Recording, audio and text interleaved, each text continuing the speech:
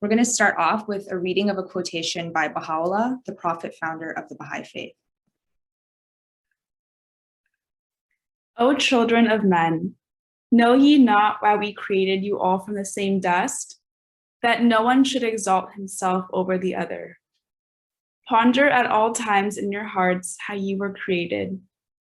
Since we have created you all from one same substance, it is incumbent on you to be even as one soul, to walk with the same feet, eat with the same mouth, and dwell in the same land, that from your inmost being, by your deeds and actions, the signs of oneness and the essence of detachment may be made manifest.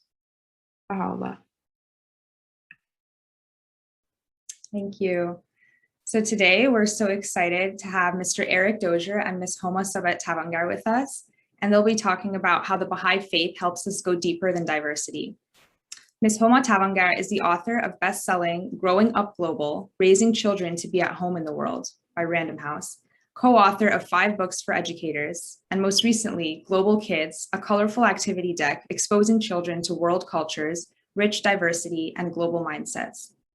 Homa advises and trains K-12 schools around the world, and organizations like the University of Pennsylvania's Coalition for Educational Equity, Disney Channel, and other Fortune 50 and small companies, the National Education Association Foundation, and the Pulitzer Center on Optimizing Learning, Empathy, Innovation, Global Citizenship, Equity, and Belonging.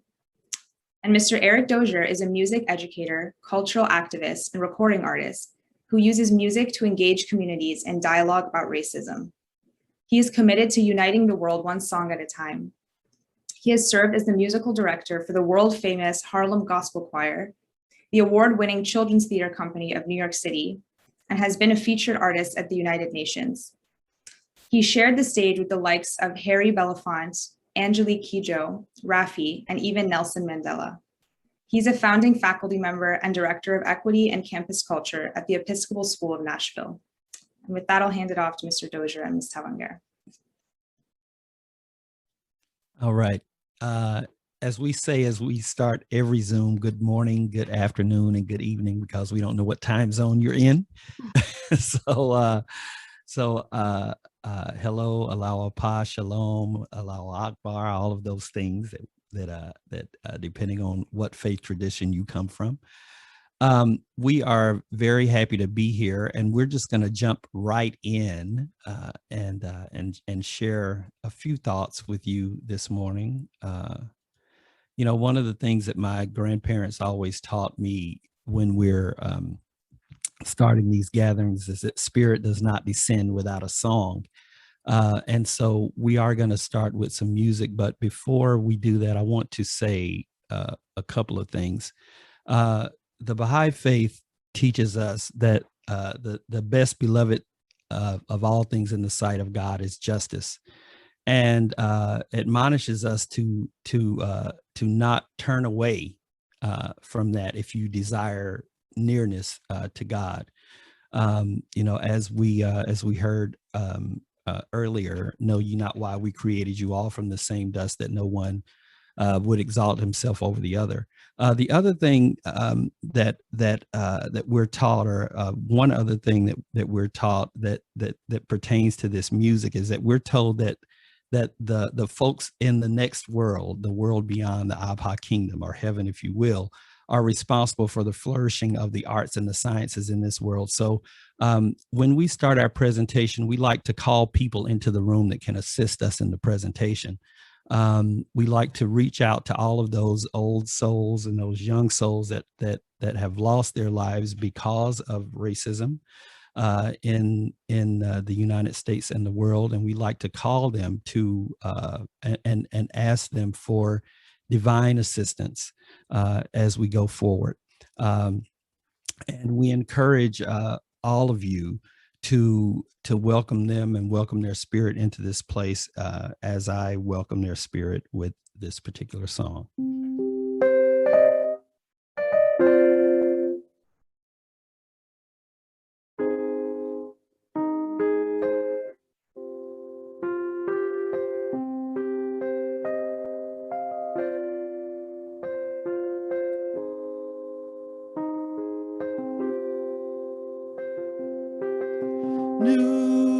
little girl named Susie, bound as fine as costume jewelry. Look at her and see she had a hard time.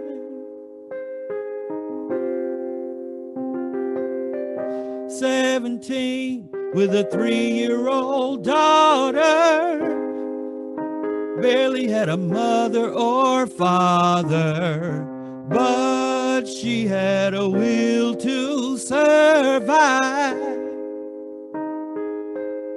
Don't you look away, turn your face, don't you run and hide. Watch what you say, you could be living life on the other side.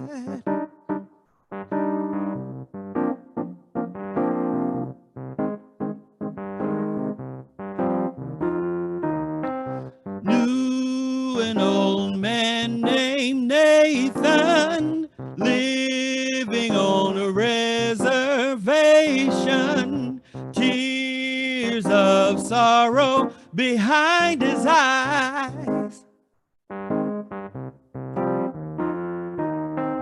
Veiled behind the years of sorrow was a hope born of tomorrow that he tried to pass on to every child. Don't you look away, turn your face, don't you run and hide. Watch what you say, you could be living life on the other side. Don't you look away, turn your face when you wanna cry. 'Cause there might come a day when you'll be living life on the other side.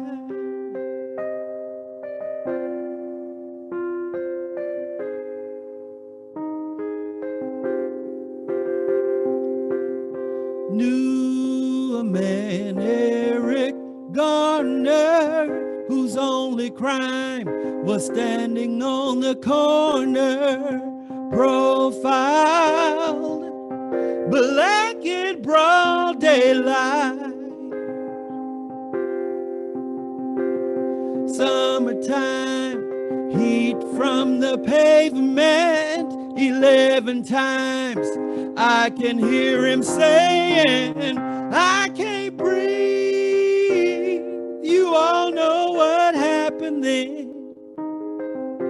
Don't you look away, turn your face, don't you run and hide.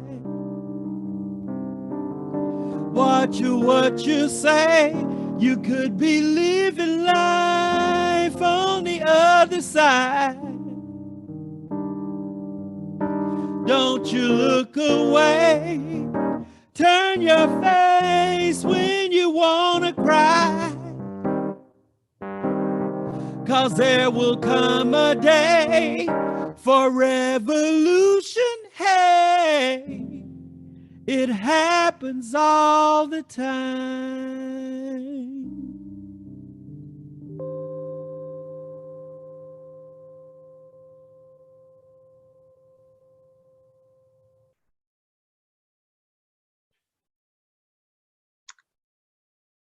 Thank you. Eric, thank you so much. That is a beautiful, beautiful song that is your original composition. Thank you so much. So before we dive into the presentation, we just want to share just a little bit, a very little bit about us. So my name is Homa, and I was born in Tehran, Iran, population about 8 million. My name is Eric, and I was born in Bakewell, Tennessee, population about 350. And our kids are cousins. So while Eric and my background, personally and professionally, seem very different on the surface, we realized that the model of relationship that we embody was something special, and it is replicable. So you don't have to literally join each other's families, but building a bond that goes deeper than a checklist or a requirement that we have to get along has released qualities that defy expectations and history. Building relationship allows us to work together with trust and a commitment to growth, honesty, and service to humanity. It gives us psychological safety, and studies have found that is the #1 factor that supports innovation. The trust allows us to find common solutions and intersections in our cares and concerns to help us dream up big ideas and not be afraid to be creative. So indeed, we have found that relationship is the secret sauce to going deeper than diversity.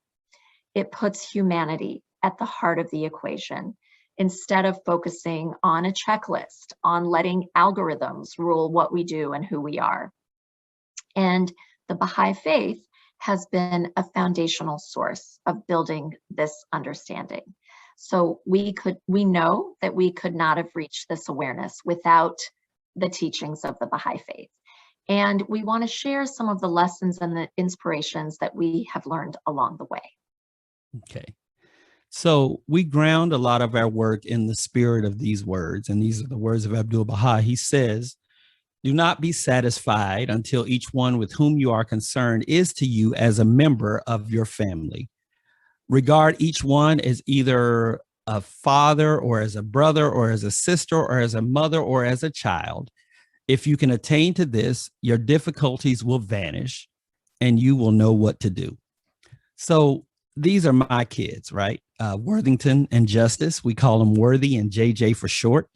I have never found myself to be more creative than when it comes to nurturing, encouraging, and safeguarding them. I will do anything to ensure their success, anything to remove any barriers to their thriving in this world. The love that I have for them inspires creativity in me, of course. And it helps me to kind of find pathways when there are seemingly none. So, think about what you would do to create an environment for your child or someone you deeply love to achieve their greatest potential. And we believe that if we can generate that type of love between members of the human family, then as the quote says, your difficulties will vanish and you will know what to do when it comes to alleviating the division and the suffering that is taking place in the world. Homa and I love this quote. And but not necessarily because it gives us a clear or canned answer. We love it precisely because it doesn't.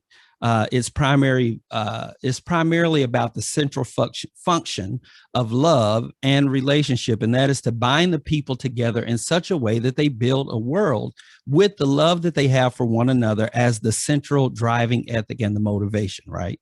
So this love will then spark creativity and imagination, and will produce some of the solutions that we need to build equitable, inspiring, and unifying spaces.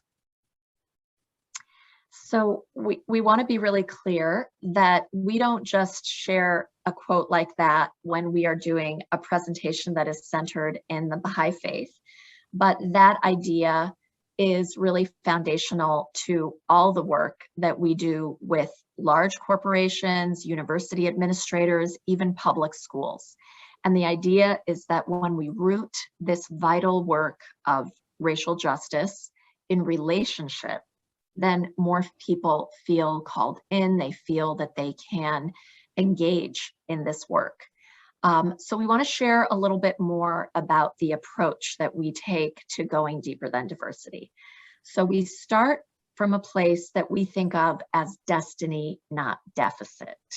And this means that we believe that all of us have a great capacity to solve the difficult challenges that exist between people, that we acknowledge that some of the greatest challenges of our time involve addressing the void that's been created between us and them, and that our destiny is toward our oneness as a humanity.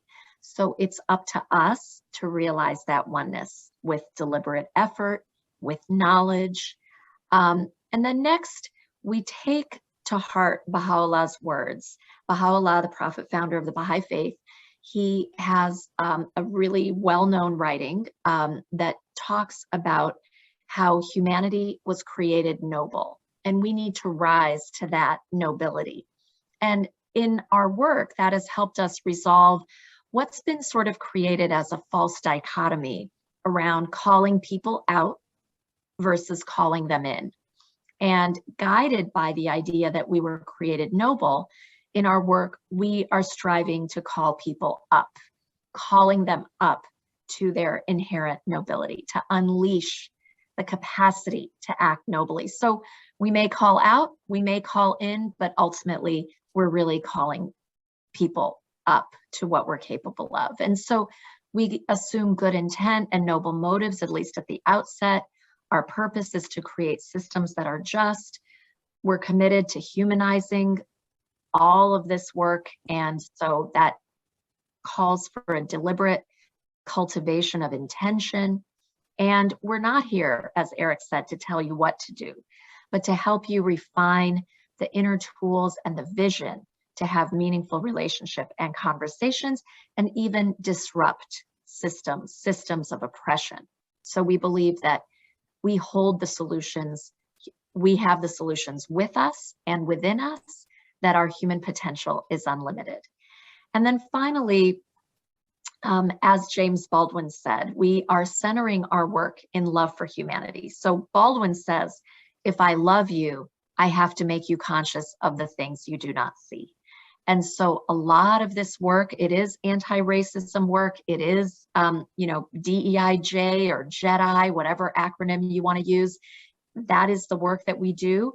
And it is ultimately about making conscious of the things that are already out there that people may not see. And it is rooted and centered in love for humanity.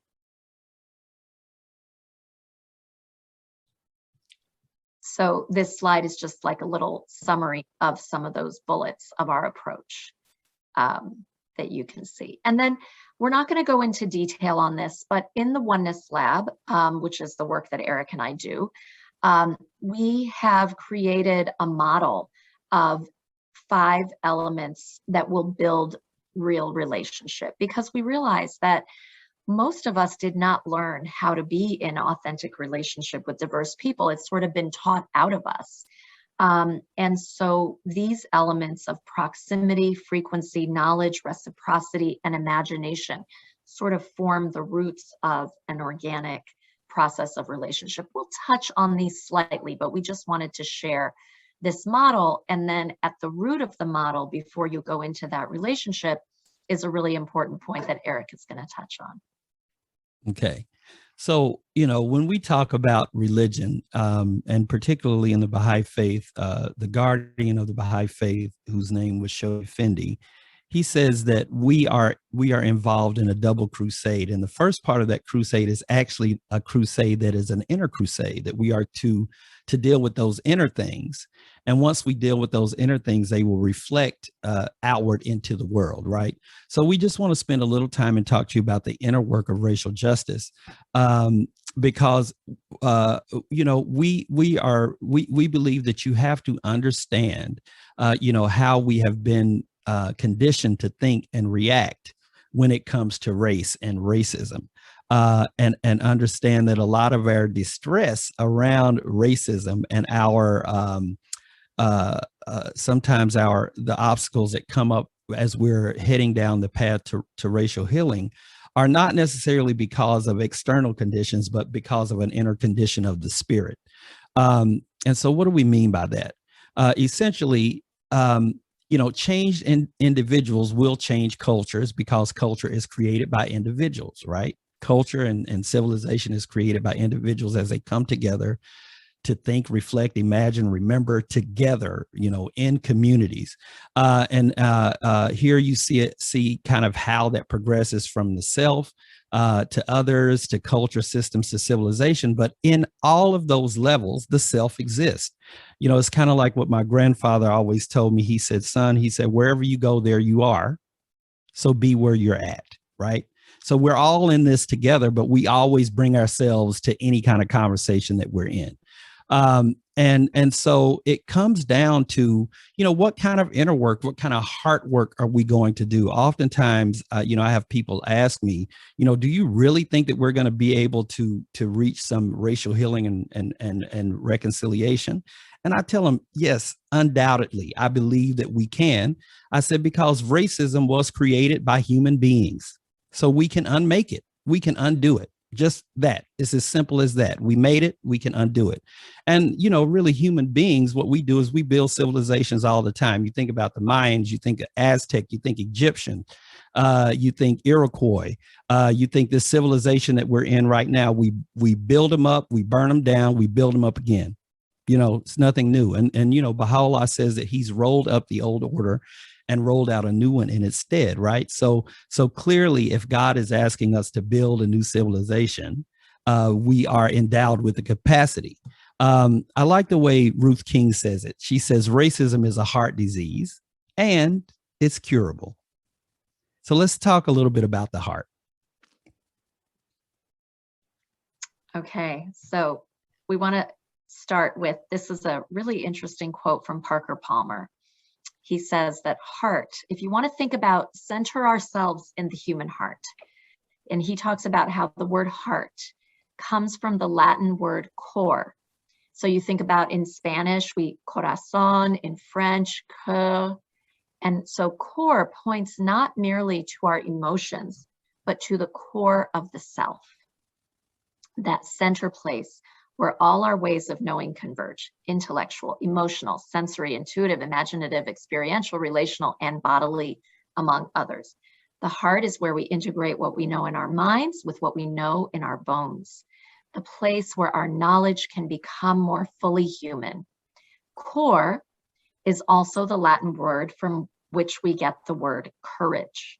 When all that we understand of self and world come together in the center place called the heart, we are more likely to find the courage to act humanely on what we know.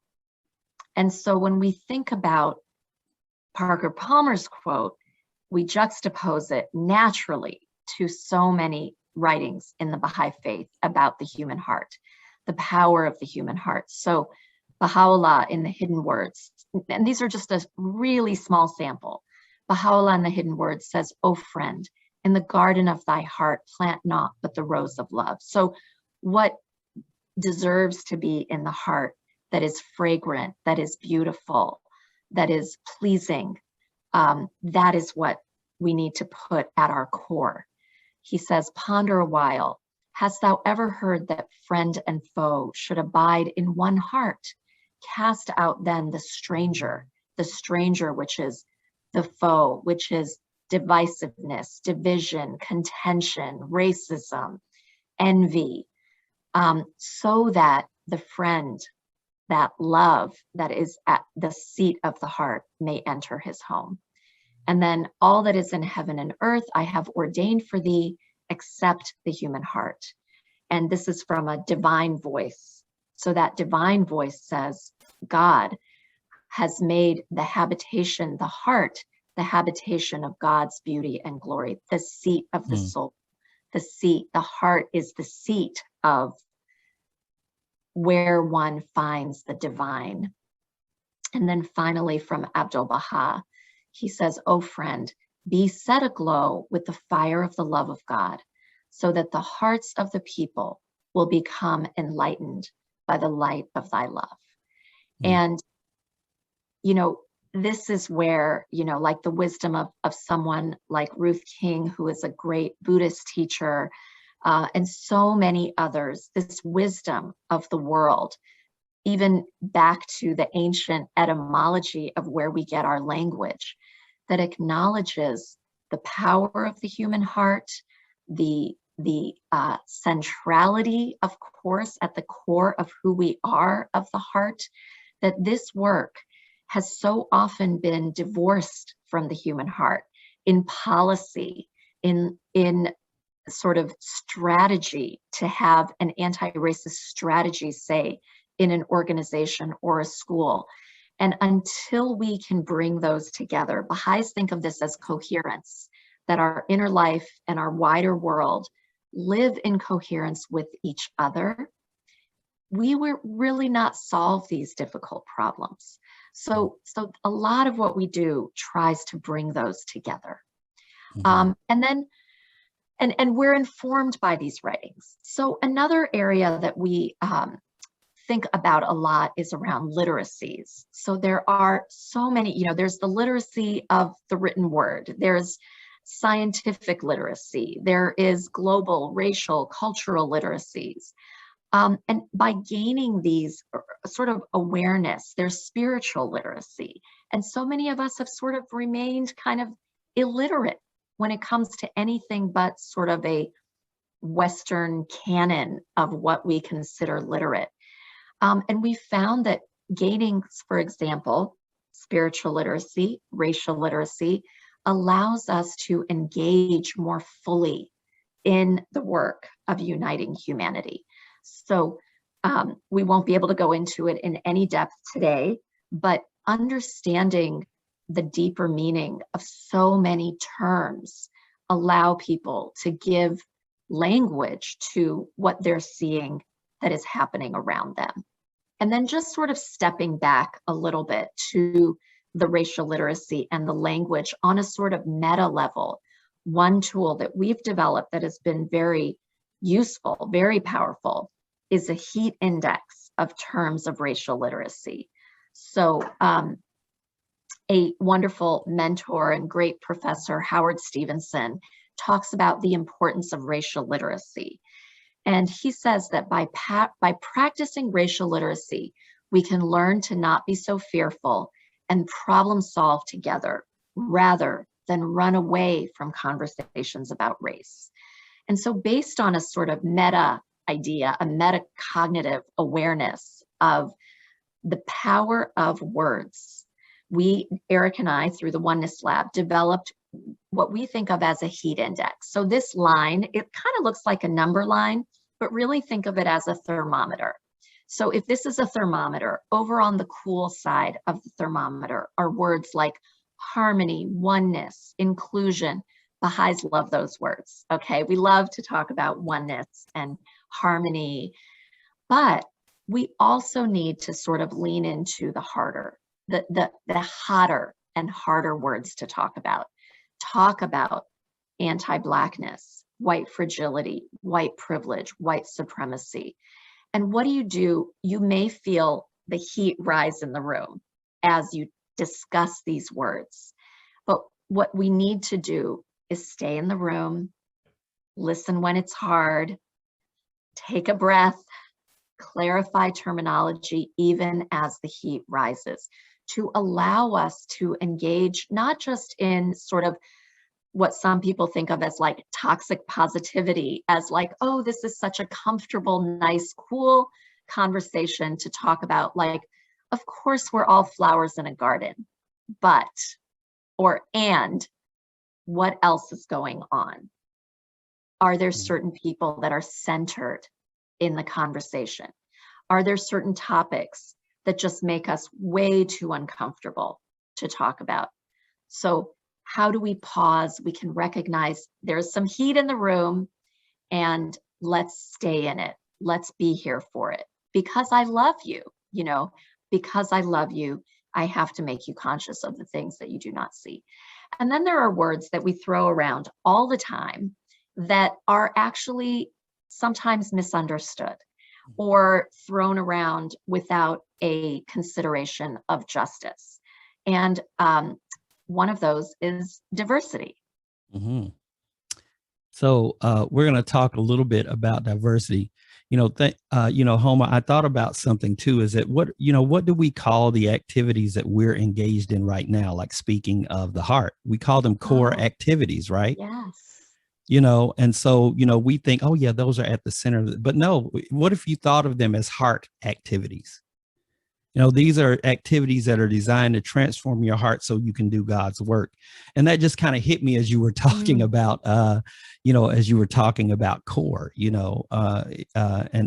thinking about, the heart as not just being an emotional center, but also a center of knowledge where all of those things converge.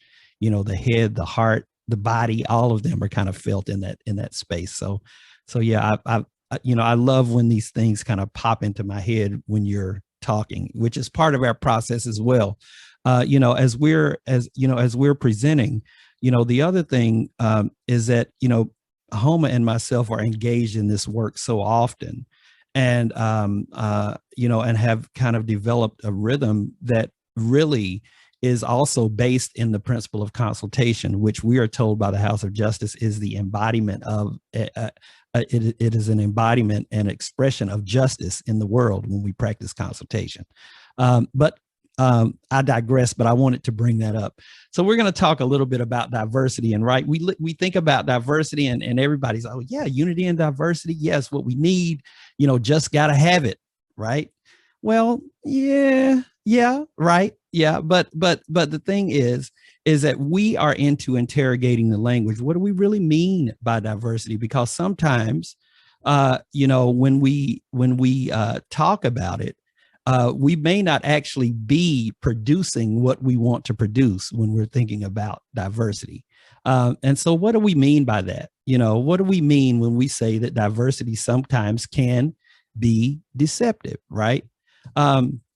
Because diversity is the natural state of things. Like we oftentimes, because we live in the United States, and you can hear it in our language, we have diversity programming. We try to manage diversity, increase diversity, all these different things, we have all of these plans and plans and plans and plans. But this is what the world really looks like, right? 60% of the world's population comes from the continent of Asia. That's 58 countries, over 2,300 languages coming from the continent that we have come to know as Asia, right? Another maybe 20% from the continent of Africa. So you're already up to 80% of the world's population coming from 2 continents, right? You have to work really, really, really hard to have a space that is not diverse. Right. So that kind of is an expression of the intentionality that kind of lies behind these segregated spaces that we oftentimes find ourselves in. So, diversity is just natural. If the world was left to its own, people would just fall in love, be together, do whatever, fight, whatever. But there would be no racial division. I mean, if you think about Asia, and Africa and Europe, is actually one landmass. So think of it this way. Across the Straits of Gibraltar from Africa to Spain is about 11 miles. I could swim that if I was healthy. So we're not that far away from each other, really. We're not really that far away from each other. So we say that to say this. So just because you have diversity, that does not mean that you have justice. Diversity is never a clear indication of the presence of justice. For example, the plantation was diverse in America, right? There were Black and white people on the plantation, people of different socioeconomic status, men, women, children, people from different countries that participated in that system, right? So the plantation was diverse, but what was missing? Justice was what was missing. A right relationship, a loving relationship is what was missing. Look at this picture. This is a reservation school in Canada. What do you see represented here? You see distinct cultures, multiple spiritual traditions. It's very intergenerational. Diversity of ages, of course, is racially diverse per se, but this was the ethic that set in the bedrock of that system, to kill the Indian in the child, right? So in conclusion, what we're saying is diversity becomes a deception when it is divorced from real loving relationships, right? And so it's not enough just to have these multiplicity of nations in the room. What is the relationship? What's really going on behind? And, you know, one of the things that we also talk about is this gap, this racial empathy gap. And I'm just going to go very briefly into that, but what we do mean by a racial empathy gap, right? And this is how we can kind of, a lot of times, kind of all be in the same room together, but no relationship be there, right? When we say racial empathy gap, we mean the quantification of our incapacity to feel one another's hardship or pain, meaning that we have had the empathy conditioned out of us, right? And it has its deepest roots that has been cultivated over centuries in the othering of large segments of the population, right? Us and them. I think Homa mentioned this earlier. And it's maintained by assigning a distorted value to physical characteristics, making physical characteristics mean more than actually what they really mean, thereby creating this psychological distance between us. You know, like I said, you know, Africa, Europe, Asia, it's all one landmass. You could have called it by one name, right? But the distance is in your mind, right? The distance is in our mind. Now, we get this term from a study that was done that showed literally that people react differently when they see pain inflicted on different shades of skin. So they found that when they prick the skin of a patient and they measured the reaction of healthcare professionals, they found that the white and the black participants, nurses, students, all assumed that black people felt less pain than white people. Now, there's no reason why they should assume that other than being told that over and over and over again, or picking up these symbols. Like I said, we have been conditioned to think like this. And when we think about that from the perspective of religion, you know, religion is designed to change the heart. You know, we're told that if we pray, we go to feasts, we do those things that we're asked to do. If we study the word of God, if we meditate, if we reflect on ourselves, we bring ourselves into account every day. You know, Shoghi Effendi says that the word of God has the power to change us if we let it, right? And so, so we're going to go on.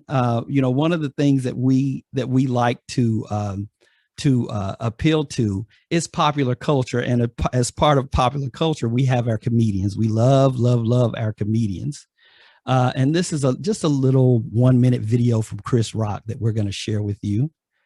And let me just pull it up here. I hope you can hear it. We live in a crazy time where Dr. King and Mr. Mandela's dreams are coming true. And black people and white people and Asians, Indians, and everybody's hanging out together. They have interracial posses. It's unbelievable what's going on, man. Unbelievable. Unbelievable. It's unbelievable. All my black friends have a bunch of white friends. And all my white friends have one black friend. So part of the genius of Chris Rock is that he took the study by the Pew Research Center that found that 3/4 of whites have no non-white friends. And I believe the number has become more pronounced since this study came out. And he turned it into a joke, into a skit. So you kind of cringe laugh at the same time. But what Chris Rock is doing, what other studies, like here's another study that was cited in the New York Times Book Review last year, that under 4% of white people are close enough to Black people to include them in their wedding parties. So that means more than 94% of weddings of white people do not have a Black person in the wedding party. That is a barometer of our interracial fellowship. It's a barometer of our relationship. And if you're familiar with the Baha'i writings, you know that friendship, the idea to consort with the followers of all religions in a spirit of friendliness and fellowship, or very simply, Abdul-Baha, it's not even a full sentence. He said, be a friend to the whole human race.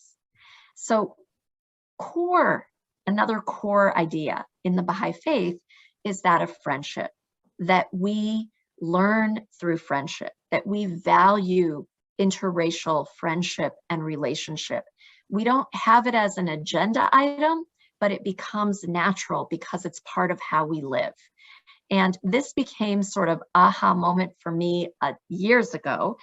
I had an opportunity with my family to live in the Gambia, West Africa, for a few months. And at the time, my oldest daughter was in 8th grade, and we moved in the middle of the school year. And within a couple of weeks, this was a group of friends. I took their picture. I love this picture because at the time, particularly, she was very shy. And that's a hard time to move your kids, middle school, all the upheaval in life. And we did it anyways. And this quote from Abdul Baha kept coming to my mind: be a friend to the whole human race. And I was also trying to find a way to talk about global citizenship with my friends and family in the Philadelphia region who are not, I think if that topic came up on TV, they'd probably change the channel. Like, global citizenship is not the thing they're focused on. But friendship is something that's completely universal. People love thinking about friendship. Everybody wants a friend. They want to be a friend, have a friend. They want their kids to be happy in their friendships. So this is, it's sort of like this really interesting, overlooked idea in terms of how we might advance to come together. And so actually we want to do a little interaction with all of you in the chat. So when you think of a friend, what are some of the qualities that come to mind? What is a virtue or a way that you would describe being a friend, having a friend? What does a friend do? Like one word, what comes to mind? So just start populating the chat. Just write down any word that comes to mind when you think of a good friend. Yeah, so keep them coming. Connected, understand, helpful, friendly, loyal, kind. Keep them coming. Trustworthy, supportive, compassionate. Yeah, truthful. Loving. And these are wonderful, and they're all very serious. Sue, yes, fun and fun. There we go. Some fun. Comforting, caring, cook together. Yes, you have experiences, someone you can talk to about personal things, you know their hearts. Beautiful, beautiful. So what you are sharing, really, if people have a hard time understanding what it means to be a citizen of the world, point them in the direction of being a friend to the whole human race. This idea of compassion, care, helpful, service, non-judgmental, comforting, loving, even having fun and exploring together, learning about what each other care for, that is what it means to be a global citizen. And it's part of, in our model of relationship building, to go deeper than diversity, it's reciprocity. So it's the embodiment of living reciprocally, instead of just, if you just give and there is no reciprocity, that's not a relationship. Right. It's very hard to go deeper with someone when there isn't that reciprocity. So this very simple idea, and thanks to Abdul Baha, who points us in the direction, being a friend to the whole human race allows us to sort of widen our vision, widen our aperture, and go beyond. Yes, and we are often in the Baha'i writings referred to, oh, my friends. It is such a profound and simple idea. So let's pivot one more topic before we open up to questions. So, you know, we just want to spend a little time and talk about race and racism. You know, the one of the first Baha'i quotes that I memorized was the one that we heard at the very beginning. Know ye not why we created you all from the same dust, so that no one would exalt themselves over the other. So so let's just ask a quick question. What is the Baha'i position on racial justice, right? And this is from our Universal House of Justice. It says, and some of you may be familiar with this quote, but it says, racism, one of the most baneful and persistent evils, is a major barrier to peace. Its practice perpetuates too outrageous a violation of the dignity of human beings to be countenanced under any pretext. In this next section, racism retards the unfoldment of the boundless potentialities of its victims, corrupts its perpetrators, and blights human progress. And I think that, as we're thinking about that quote, a lot of times we focus on the first one, but we kind of forget about the second one. What happens when you are actually practicing racism, and then also the impact of it on society as a whole. But if we're defining race, we like this definition by Dr. Robin D.G. Kelly. He says that race is never just a matter of how you look. It's about how people assign meaning to how you look, right? It's what we make race mean, right? What we make color mean. And, another comedian, D.L. Hughley, says this. He said, the most dangerous place for Black people to live is in white people's imagination. And if we are being honest, most of the time we are interacting, and we have interacted with each other theoretically. Think about, maybe think about your neighborhood. Think about how you grew up, the neighborhood that you grew up in. And, were you really around folks, right? Were you really around people of other cultures or not? Think about the era that you grew up in. Maybe it was illegal for you to be that way. But and in that case, that was the purpose of the segregation, is so that you kind of live in each other's imaginations and somebody can tell you who these people are, right? So I want to do a little exercise with you, and it's kind of an exercise in understanding kind of how that happened. Quickly in the chat, I want you to look at this picture. Some of you know what era this picture is from. This is from the mid 19th century. It is a flyer for a blackface minstrel theater in the United States. And this was the most popular form of culture in the mid part of the 19th century. This is the precursor to Hollywood and the entertainment industry. Describe the people in the picture. One word, no judgment. Say what you see. And this is another chat exercise. Let's do about 10 seconds of this.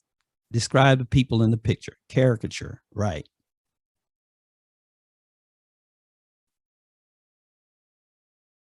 Don't be shy. Yeah, and we realize it is uncomfortable to say what you see, and that's okay to go ahead and say it.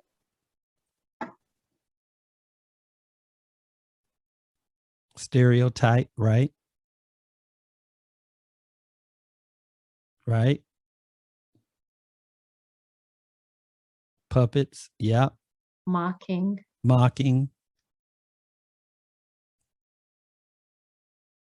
Unrealistic. Okay. Trivialize, right? Derogatory, right? Hurtful. Yeah. Okay, so I want you to now, right? Horrid image of the machine. Oh yeah, so someone noticed the machine. So what's happening with that machine? And I know there actually is another person in the picture. Usually we look at the Black faces and we think we're describing Black people, but there is one white person in the picture. And most of the time people don't notice, but he's here. That would be a representation of George Thatcher. But what's he doing with that machine? He's shoveling garbage in the machine and he's making Black people, is what he's doing, right? So like I said, this was the most popular form of entertainment in the same, in the same period that you see images of Black people like this heading into emancipation. Now, if you were to look at that picture and describe the people in that picture, I'm sure that the adjectives would be very different, right? And you may be thinking, yeah, that was a long time ago, but this is a recent cover, a fairly recent cover of Vogue magazine, where you see these same images kind of being, put forward as representations of, a kind of a throwback to those representations of Black people, right? And it's not just in America, it's all over the world. It's in high fashion. all over every country that you could think of, entertainment still going on, all these different things. And so we want to put that there and juxtapose it against this. How does God see me? Right? Because we are told that if we engage in the spiritual practices of the Baha'i faith, in the spirit of a true seeker, we will be able, and we're actually promised that we will be able to see with the eye of God.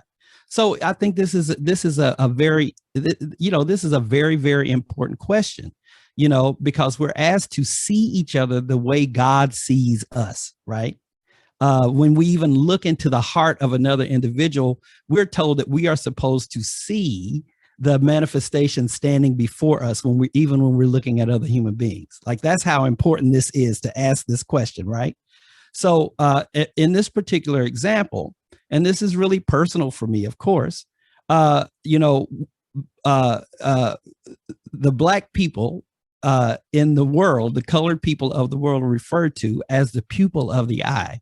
And when we think about what that means, and keep in mind, we're still asking this question: how does God see me? How does God see these people that were portrayed as animals, that were used, those derogatory images and all those different things? How does God see them? How does God see us?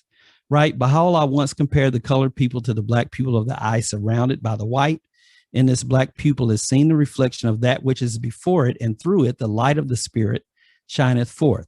That's very, very different than that image that you saw, right? Very, very different. You think about these people. You think about Mr. Gregory and how Abdul Baha welcomed this Black man into a gathering that he was not even invited to, right? And Abdul Baha is the son of Baha'u'llah, the prophet founder of the Baha'i faith. And if we think about these stories, where he stands up in a hotel or in this gathering, he says, where is what does he call Mr. Gregory? He calls him a friend. Where is my friend, Mr. Gregory, right? Calls him and gives him the seat of honor, right? So when we think about how God sees, right? How would God see? How does God see me as Eric Dozier? How does God see Black folk? As opposed to how we're told to think about Black folk in this particular culture: pure in heart, sanctified in spirit. Now, this is Baha'i scripture, right? This is not just kind of random people saying whatever. We believe that we are dealing from a standpoint of scripture. And I always say to my Baha'i friends, be text-based if you want to be transformed, right? Peerless in character, beauteous in face, bright in character. Their contribution to the cause is much needed. Possess qualities of heart much needed in the world. A fount of light, revealer of the contingent world. They are described as having a great capacity for faith and gifts that are uniquely theirs. And I say mine because it's me, and as the pupil of the eye, right? And so, we just wanted to say that, some of this stuff, most of the stuff that we showed you goes into our work or informs our work greatly. We draw from these particular communities. We also draw from different spiritual communities and religious faith communities to be a model of the oneness of humanity as we're presenting this work. And we never really shy away from who we are, as people of faith. But we also realize that our faith can inform, and that we are to be translators of the spirit of what we believe into the world. And that's how we march into the world as the Oneness Lab. And so, in closing, what I want to do is I want to share with you a prayer. And this is a prayer from the Baha'i faith. And we refer to it as the unity prayer.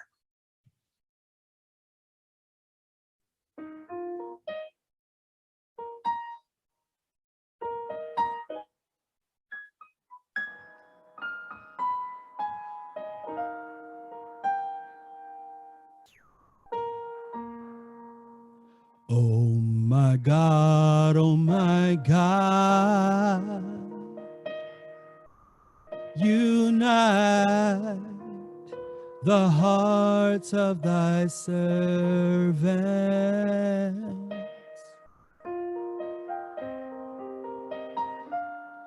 and reveal to them thy great purpose.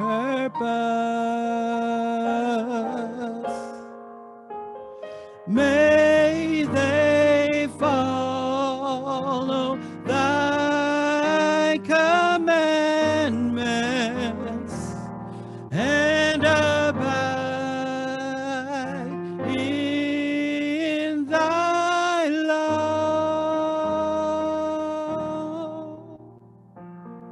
Help them, O God, in their endeavor, and grant them strength to serve thee.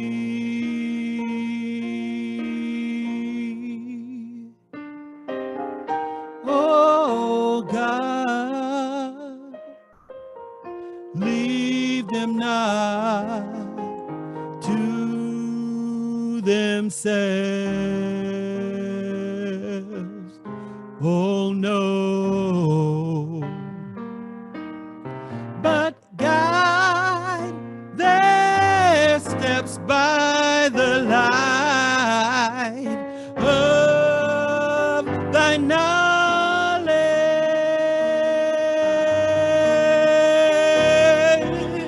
and cheer their hearts,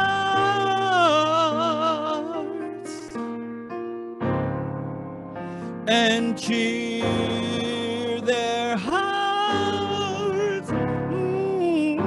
Make them happy, Lord, and cheer their hearts by thy love.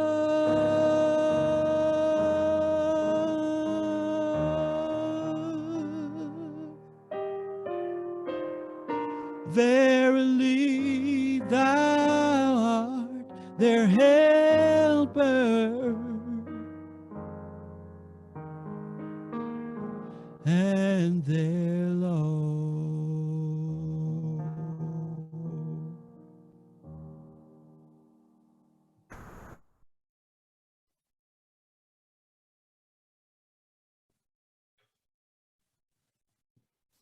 Well, thank you so much to both Homa and Eric for that really interesting and informative presentation. Thank you so much for taking the time to both prepare that and share that with us today. And thank you, Eric, for the music. That was really beautiful.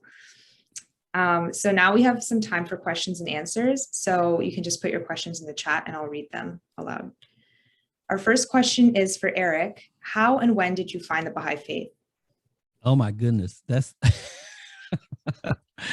oh, so almost 27 years ago, through a chance meeting with a gentleman by the name of Truett White. Some of you may know him. He was the director of the Lewis Gregory Institute, and he gave me a pamphlet at a conference that we were at together because of the work that we do. I met him for about 2 or 3 minutes. We were changing lunch shifts. He was leaving the table as I was sitting down, and I asked him what he did, and he said, well, I work at this center down in South Carolina. He gave me a pamphlet. He says, if you're ever in South Carolina, come see me. The next time I saw him was at a Black men's gathering when I was declaring becoming a Baha'i. So, that's kind of the short version of the story. But my background, I come from a line of Baptist preachers and deacons, and I was a minister myself for a number of years before I became a Baha'i. And I just saw this expression of the kingdom of God in the Baha'i faith when I was investigating it. Was so moved by the words of Baha'u'llah, by the actions of Abdul Baha, and by the love that the folks showed me in the Durham and Chapel Hill community. While I was in graduate school at Duke University. So that's kind of the abridged version of the story. But it'll be 27 years in July. Wow, thank you for sharing that. Mm-hmm. Okay, I'll pause for more questions.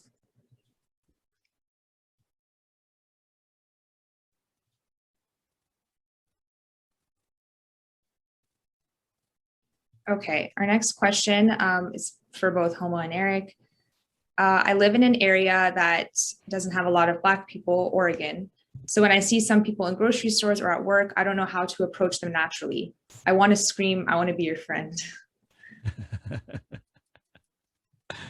Homa, you wanna jump in? I mean, that is so hard. We hear that a lot. Gosh, I don't think there's a formula. I think though that this happens a lot, that your heart actively desires interracial fellowship. And I mean, pray for it, pray about it. I do believe that there is a way that those friendships can open up. Sometimes it means you volunteer with a particular group in your community where there is naturally more interracial fellowship. Maybe join the NAACP education committee, or join, some certain kind of organization. Notice where you're spending your time. Notice, a lot of people live in really segregated areas. You don't have to just be in like lily white Oregon. You can be in other areas where maybe the numbers seem more diverse, but your neighborhood is not. So I think it takes sort of a, almost like an inventory in a way of looking at where you spend your time and who you spend your time with, and just opening yourself to those possibilities and praying sometimes for yourself to be in more authentic relationship. But also, I think there are a lot of opportunities for being a much more active, not just bystander, but being very aware. We know that there is a lot of, for example, police violence and harassment. Are you paying attention to how people around you are being treated? How do you treat the people who serve you in different businesses? Do you see them? Are you consider yourself so busy that you don't pause to, really treat people as servants in a positive way, as humans, as equals? I think those are a few ways. I'm sure there are many others, and maybe if people have other thoughts, you can add in the chat as well. And Eric, I don't know what else. Yeah, I mean, and I think too, we've been kind of thrust into this environment now where nobody is really out fellowshipping. Like, we've been kind of on lockdown for a year. There are a lot of online communities that are active where you can engage in these conversations and still be a part of them. I think that, if you find yourself in highly segregated spaces like most of us do, because they've been intentionally kind of constructed that way. The Guardian says that we have to deliberately cultivate racial unity, right? And if he's saying that, it's because racial disunity has been deliberately cultivated, right? So it's going to take some time for us to get to the point, but there are ways, particularly now, since, we do workshops with schools, in Malaysia, in Australia, in South America, all these different places. And we don't do them in those places. We've done them. I think that, how many countries have we been in the room with this year, Homa, like even with our work? So there are, if you can't necessarily do it physically right now, do it virtually. Like, there are a lot of communities that you can, that I would recommend you engage in, where you can get the information and begin to develop some relationships. There are a lot of devotionals now too. A lot of our Baha'i activities have begun to occur online. And I've probably done more Baha'i devotionals across the country, even across the world, in this past year and a half than I have in the last probably 4 or 5 years, you know, as far as the diversity of communities that I've been in. And that's from Cupertino to the UK to Auckland, you know. So, you know, find a way to have the conversation that you need to have and to nurture your heart and your mind in this work, you know. You know, and in the meantime, you know, and you know, and then look, you know, I'm sure there are some folks somewhere. Like I've been to Oregon, I've at least been to Portland, and I know that there are Black communities around there and folks that are around there that are doing work. Thank you for those answers. Mm-hmm. The next question is, do you notice a difference in response between males and females, especially of junior high ages? Let me think. I will say I notice a difference in leadership. We work with a number of companies, professional associations, international organizations, and not everyone, but the ones that are led by women are much more open to a sort of racial reckoning. So the correlation from my very unscientific survey of organizations that we're aware of, it kind of goes back to that literacy question of like, you've been talking about something, so you're more comfortable talking about it. You have a little more literacy. You're a little more willing to confront. So it isn't across the board. I know incredibly courageous men as well, even white men. But it is generally women, there's a lot of courage there among women leaders, I would say. And, you know, I think the question was around like middle school age. Let me find that question again. Difference between male and female, especially in junior high age. So that's that sort of junior youth age group. And I am also, you know, I think this is a whole other topic, but the presence, the online life, the life on the internet of boys and girls, middle school age, or even younger and coming up is of grave concern. The exposure, the misogyny, there are the violence that many young boys are being exposed to. And it is, you know, anti-female, anti-Black, and I mean, it's violent. It's intersectionally violent. So that is something like we cannot leave our children alone on the internet. It is it is a serious concern, and they grow up to do great harm. Mm-hmm. And I'll speak to that as well. I do a lot of work with the Children's Theater Company out of New York, and with Mayor Mansouri and her crew of folks. And we actually just finished a workshop with one public school in Brooklyn and another public school in Flint, Michigan. And, you know, when Homa talks about this life on social media and the internet, it's very, very important that we know that our kids are going to be on there. What we've had to do with our programming to speak to that, because, because we've basically been thrown headlong into virtual relationships, right? We have started using that as a means to show young people other things that you can do to put out on the internet. So part of their training is to learn how to do a TikTok video about the oneness of humanity, or do a music video. And then what they get at the end of that process is their own website that talks about their own hopes and dreams. And so what we do is we use the arts to engage them in moral reasoning. And it's every time I've been in one of these workshops, it's a good mix of boys and girls. and they all really engage deeply with the work, because it is something that, you know, they're going to be on there. They all want to make TikTok videos. Well, let's give them some different content. And so now their content lives on a web page. It lives in that social media space.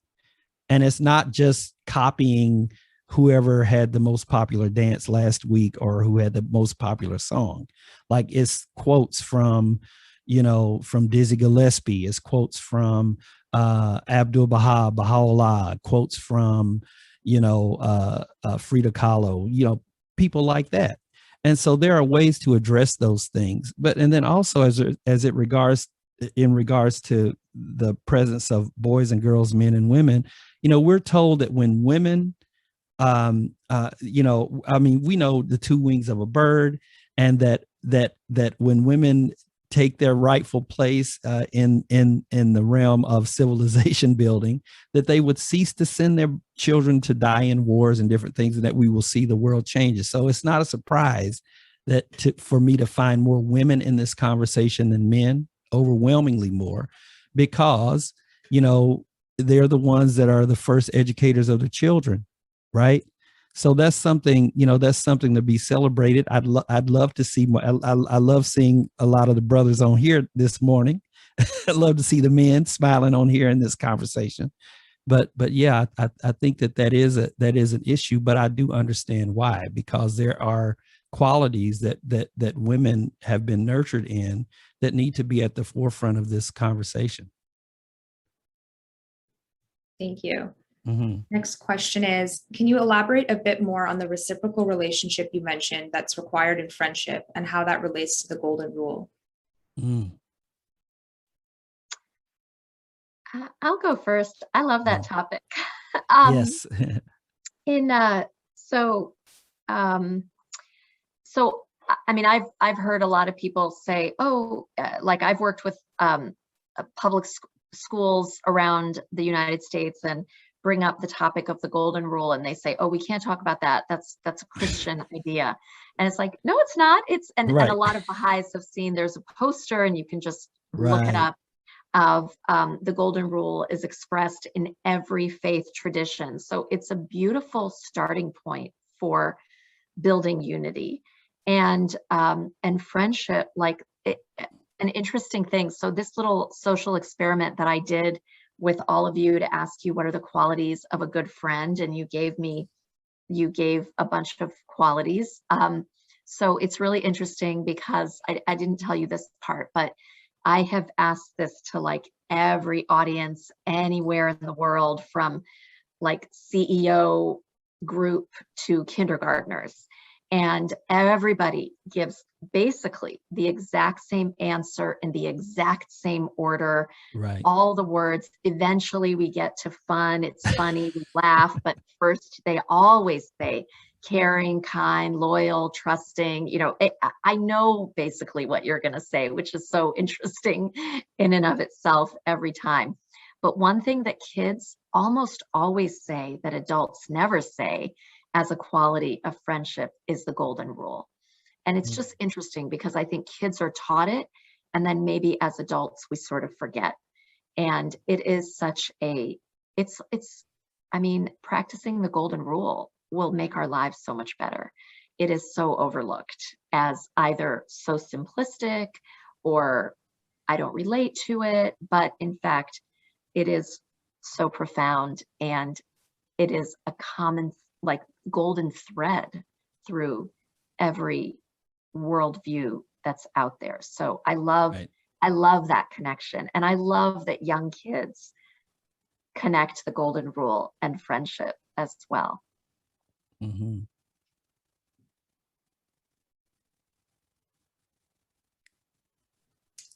Okay, the next question is, the wonderful positive messages and strategies for building relationships, as y'all are doing, are great to build communities among the races. But avoiding pitfalls may require that we talk about the negative things we see happen and even participate in. How can we have deep conversations about the challenges and mind those pitfalls in order to get through them, while keeping the conversations hopeful and uplifting and encouraging people to keep on going? That is a good question. Really important. You know, the music that you heard throughout, well, in the beginning and the end of the presentation, you know, we have music throughout our presentations. So one of the ways that we can do that is that we try to charge the charge the context with the arts and music, you know, the images that people see, and then also, you know, even though we have these negative stories, you know, one thing that we didn't talk about today that we do talk about is we look at these flashpoints of cultures and races and people coming together to stand for unity.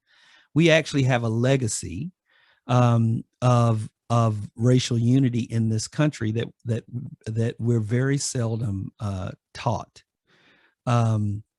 That stretches all the way back even to the 1600s, through the abolitionists, through civil rights activists, you know, even to present day, looking at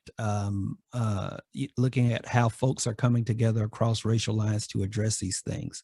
Like it's a long legacy. You know, the quest for racial justice did not start with Black Lives Matter, right?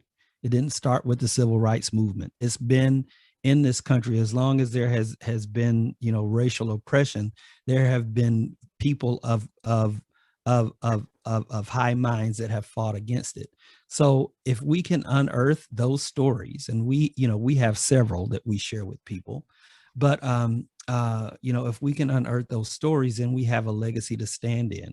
The other thing as Baha'is is we have those stories. We have the stories of Abdul-Baha.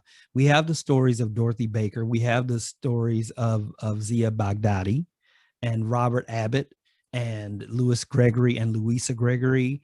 You know, we have those stories, right? And I always tell Baha'is, you don't have to read everything that's on the New York Times bestseller list about race. Read your own books. Read what Abdul-Baha, look at Abdul-Baha's life. You know, we're told to analyze the stories of Abdul-Baha. So, you know, one of the things that we do, that we have done with Baha'i communities, is we've shown them, like, the context that Abdul-Baha was doing his work in when he came to America, it was treacherous. There were still human zoos on the planet when Abdul-Baha was going around the world. In Paris, like when he was in Paris, there were human zoos in Europe, right? When he came to America, you know, it was said to be the time of the Nader, which was one of the worst times for American race relations. And here you have Abdul-Baha, you know, marching Louis Gregory into this big meeting in DC, or approaching a young poor Black child in the middle of a meeting and referring to him as a black rose. This was, he didn't do these things out of the context. You know, when he was here, you know, that period, some of the summers in those periods were referred to as red summers because they were the most bloody. They were the bloodiest summers of lynching in American history. And Abdul-Baha was teaching and telling Baha'is to have interracial gatherings in some places where they were illegal, right? So we've always done these things in the midst of challenge, okay? So, you know, I encourage all of you to draw inspiration from those stories, but put some context to it. You know, don't make it seem like we've done this work kind of all alone by ourselves. We've done it in a challenging context already. And that is a very important legacy. And we started in 1912 and before then, right? So we've been at it a long time. Okay. So, you know, keep that in mind and be encouraged by that, because to me, that is very hopeful. And look at our communities, like even look at the pictures, look at the people that are on the screen right now, if you can see them. You know, different countries, different cultures right here, right now. And we have been able to maintain that, good or bad, ups and downs, you know, all of the problems that we have as a community. But we have been able to maintain that because of our commitment to the covenant of Baha'u'llah. I know I'm in the room with you because of Baha'u'llah, right? because, you know, if you saw where I grew up, you know, my wife was even surprised that I found the Baha'i faith when she saw where I grew up. So I think that, you know, those are reasons to be encouraged. And I think that the strategies that we're looking for, I think there are methodologies that are embedded in our sacred texts and in the life of Abdu'l-Baha. And we're supposed to reflect and analyze those stories for methodology. So revisit some of those things, and perhaps that will help in that as well. For me, that's how I stay hopeful in challenging situations. I would also add, I think it's really important to have challenging conversations, that it can't always be hearts and flowers in a garden, because there is pain. Right. And so, you know, we need justice before we can realize unity. Right. And so to have justice, you know, I love the idea of truth and reconciliation that so many countries have gone through, or a few countries. And so you can't have reconciliation until you have truth. And so in order to have truth, you're going to have to talk about some hard things. Right. And so that's one of the purposes of our heat index, to recognize that, oh, when I talk about, like, you know what, I don't feel very welcome in my community, or I don't feel like, I don't know, whatever it might be. There is pain. There's pain. Our world right now is breaking under the weight of pain and trauma. Right. And so it's everywhere. There is bias everywhere. There is racism everywhere. None of us are really safe from it, or protected from it. It is we're all affected by it. And so to avoid recognizing that really slows down progress that we can have, because you need truth before you can have reconciliation. And truth can hurt. Truth can be hard. But if we come to it, like, what I love is the principles of consultation, where we start with a space of love, calling in the divine, and then we should be open and honest with a clash of differing opinions. And that allows a spark of truth to come out. It allows us to be closer and more honest. I love an idea of radical candor that allows us to progress. Otherwise, there's this idea that's become popular of sort of toxic positivity, saying, don't talk to me about anything negative, just positive. Right. Positive isn't always truthful. Right. So I think and I appreciate that this question came up, because I think there's a lot, Christina, there's a lot to explore on that. And I think something that as Baha'is we have to learn is that, you know, we do believe in love and oneness and unity, but we kind of put that cart before the justice horse. And we have a lot of learning to do around what justice looks like. And many of us, myself included, have made mistakes on this path, but we need to be honest about it. We need to face it. We need to be there for open consultation. And, you know, like, even when Eric and I, you know, Eric alluded to our process working together, and there is reciprocity in our process. And one of the other elements of our model are frequency, proximity. So we have frequency of interaction. That means that we don't just have like one sentence interaction every 19 days, but we are in a continuous sort of relationship. So if I say something that is ignorant, and I do, if I say something that is not like, none of us are perfect.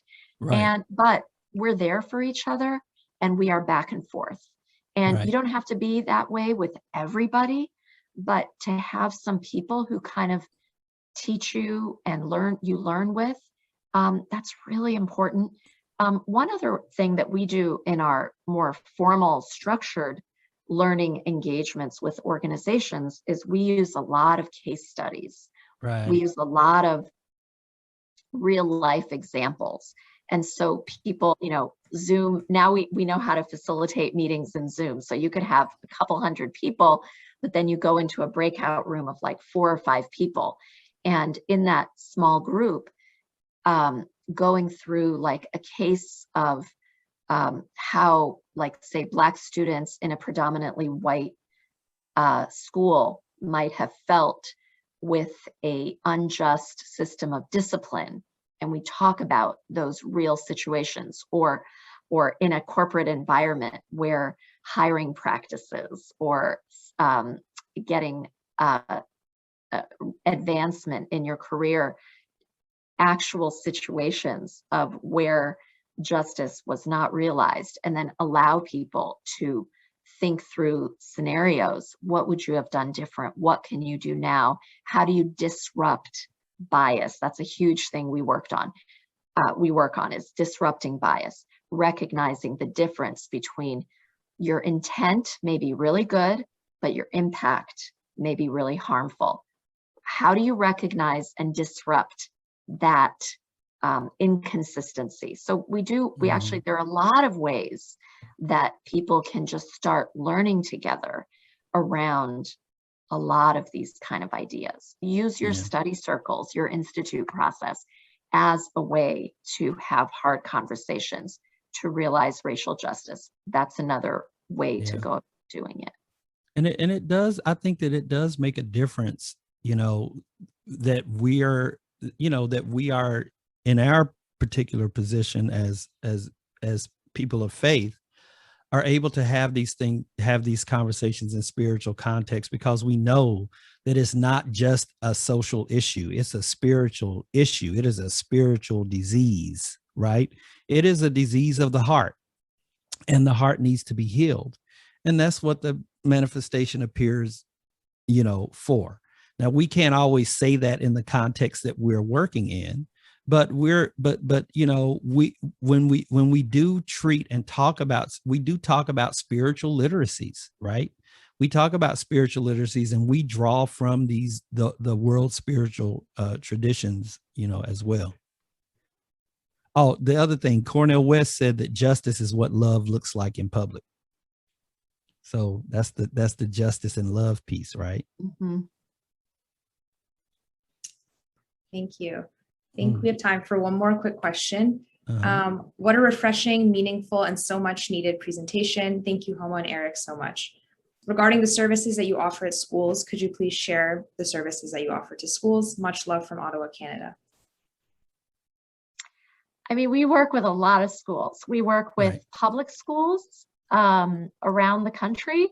We work with leadership in school districts. We work with in different countries, and we do we engage them in a deep and meaningful process.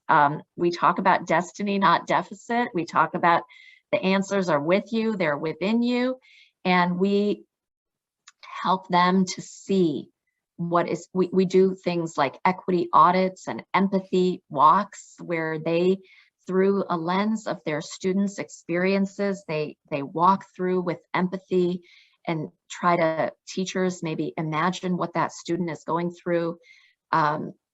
We have like a lot of sort of processes that are rooted in various sciences, and work with a lot of leaders and districts, and everywhere from some Canadian, we're, like, for example, doing a lot of work in Quebec right now, and a lot of British Columbia educators are joining some of our Oneness Lab Deeper Than Diversity workshops. And so, if you want to put them in touch with us, go to onennesslab.com and you can get in touch with us. It's not this is a program that taps into human potential, and that's what education is about. And so we, it is really a wonderful gift to be able to impact schools and districts and international schools and independent schools, public schools. Really, there is such a thirst for this right now. So it's an incredible joy, and even over Zoom, like, we've been able to engage thousands and thousands of teachers around. Also parents, we do work with parents so that they can do better to raise their children to be champions for the oneness of humanity, and raise them with what, the values are that, whatever your faith background, you don't want your child to be a racist. Right. So there are a lot of tools that can help with that.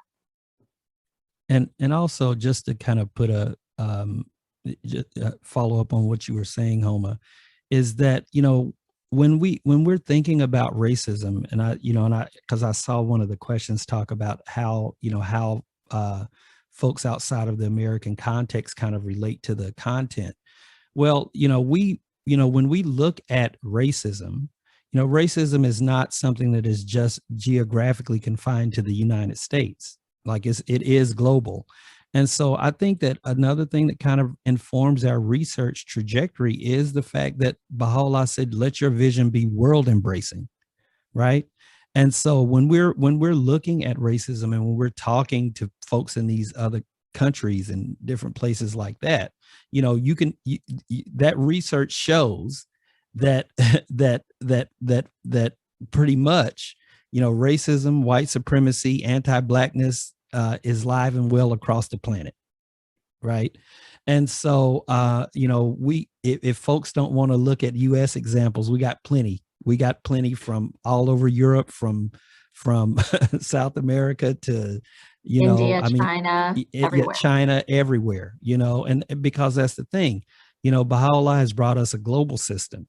So when I'm thinking about that in a global context, like that has really driven my research trajectory when I'm looking for these examples. And you can find examples in Australia where you look at how Aboriginal people are treated, or in New Zealand, how the Maori are being treated. Sometimes the statistics are almost identical to how Black Americans are being treated, right? Because all of these countries, have kind of historically have been in collusion when it comes to this, through treaties and different things, and negotiations and things, trading countries, chopping up continents and saying you get this much, all these different things. That's a long story, but we all, our work does have a global context. And actually Homa shares, that's her jams. That's what she does. and she does it very, very well, because we are living in a global society. We are interacting across borders and stuff like that. And when we travel and move across borders and different things, we take these attitudes with us everywhere we go. And I mean, you may have seen that on one of the slides where we were talking about these different legends, the legend of Black Pete in Europe, and we even talk about Haji Firuz and different things like that, and blackface in other countries, because it's not just America, right? And when folks, come here and say, well, I don't really understand racism in America. Well, do you understand racism where you came from? Because it was there too, right? So I just wanted to kind of speak to that, because it was kind of in line with the question about the schools, and then Homa was saying, we do work with in international context.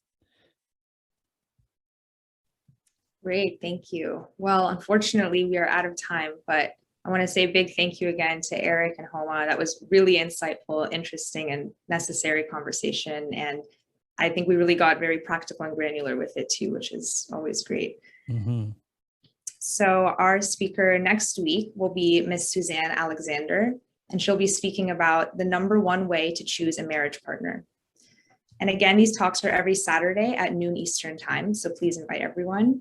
And if you'd like to be on our mailing list and you're not already, I'll put the link to the Google form in the chat. Thank you, everyone. See you next week.